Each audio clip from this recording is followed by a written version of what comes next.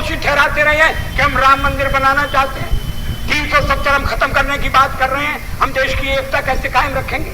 शादी ब्याह का समान कानून हो, भले ही संविधान में लिखा हो, भले ही सुप्रीम कोर्ट ने मोहर लगा दी हो, आप कैसे कह सकते हैं? और आप कहेंगे तो आप देश की एकता के तोड़क होंगे।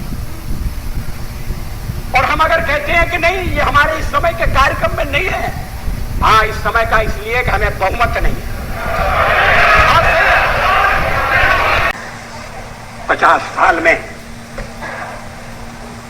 हमने प्रगति की है, इससे कोई इनकार नहीं कर सकता।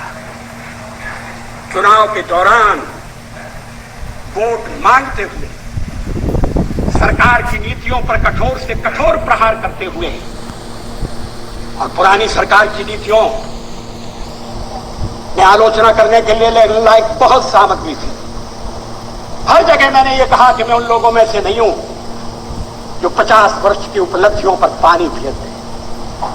ऐसा करना देश के पुरुषार्थ पर पानी फेरना होगा। ऐसा करना देश के किसान के साथ अन्याय करना होगा, मजदूर के साथ जाति करनी होगी, आम आदमी के साथ भी वो अच्छा व्यवहार नहीं होगा। जो सवाल आज मन में उठता है और उठना चाहिए, आजादी को 50 साल होने आए, हम जयंती मनाने जा रहे हैं। आज देश की स्थिति क्या है? हम पिछड़ क्यों गए? प्रगति की दौड़ में जो देश हमारे साथ आजाद हुए थे वो हमसे आगे बढ़ गए, जो देश हमारे बाद जन्मे थे वो हमें पीछे छोड़ गए। दुनिया के करीब कम देशों में हमारी गणना है, 20% से ज्यादा लोग गरीबी की रेखा के नीचे। राष्ट्रपति महोदय के भाषण में गांव का उल्लेख है, यहाँ पीने का पानी नहीं। हम प्राथमिक शिक्षा अनिवार्य नहीं कर सकते, लड़कियों की शिक्षा की उपेक्षा हो रही है। लड़की का जन्म लेना तो इस देश में अभी तक एक अभिशाप है।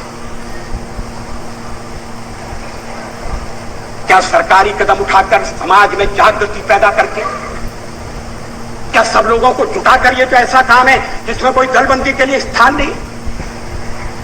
हम देश का नक्शा नहीं बदल सकते।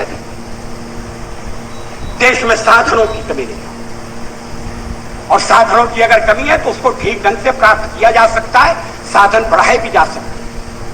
लेकिन जो साधन हैं उनका ठीक उपयोग नहीं हो रहा।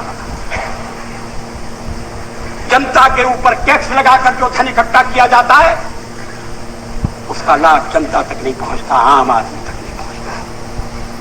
कहां जाता है? किसकी जेब भरी जाती है? किसकी तिजोरी में वो रकम जाती है? विदेशी बैंकों में धन जाने का सिलसिला अभी तक क्यों कायम है? उसको रोकने के लिए क्या कदम उठाएंगे? हम विदेशी पूंजी के लिए प्रयत्नशील है। विदेशी पूंजी आए, और अगर विदेशी पूंजी आती है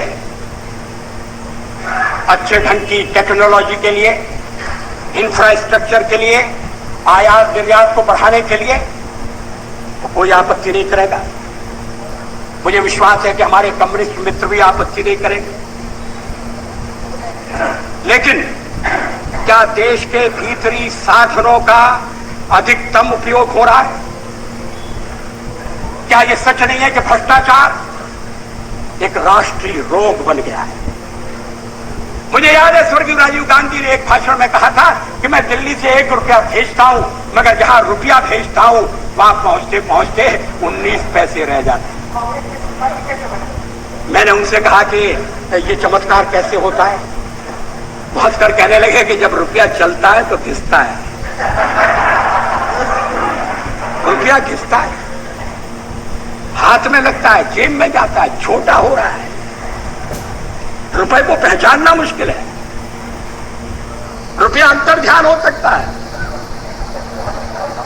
ये देश के सिक्के की स्थिति अच्छी नहीं है। एक तो सरकारी खर्चा बढ़ गया, बढ़ता जा रहा है, उसको बिना कम किए, और कम करने के लिए आम सहमति चाहिए, सर्वदलीय सहयोग चाहिए। कोई एक दल ये काम नहीं कर सकता। हाँ, हमारे पुराने प्रधानमंत्री नरसिंह राव जी अगर अपने को स्थिर करने के बाद इस दिशा में थोड़ा प्रयत्न करते तो सफल होते। लेकिन वो कुछ ऐसे कामों में उलझे रहे कि ये समस्याएं ध्यान नहीं खींच सकी। जो हमारे परिवार का मामला है उसमें सोनिया जी दखल न दें। मैं प्रधानमंत्री हूं तो कांग्रेस की कृपा से नहीं। मेरे बारे में इतनी रुचि लेने की आवश्यकता क्या है? इसके पीछे क्या भावनाएं? ये मेरे ऊपर आरोप है कि मैं दबाव में काम कर रहा हूं। गलत है, मैं किसी के दबाव में काम नहीं करता। अगर मैं दबाव में काम करता तो फिर पता नहीं क्या हो जाता। संसार का विरोध मोल लेकर हमने अणु परीक्षण किया, किसी दबाव में हम नहीं आए। जब सोनिया जी राजनीति से कोसों दूर थी तब से इस सदन में, इस संसद में मैं व्यवहार कर रहा हूं। वैसे मैं एक सवाल को लेकर सोनिया जी की तारीफ करने वाला था। इसी भाषण में उन्होंने कहा है कि हम आतंकवाद के खिलाफ आपके साथ खड़े रहेंगे, लड़ेंगे, और उसके बाद लड़ाई मेरे खिलाफ छेड़ दी। अध्यक्ष महोदय, इन शब्दों के लिए श्रीमती सोनिया गांधी को खेद प्रकट करना चाहिए।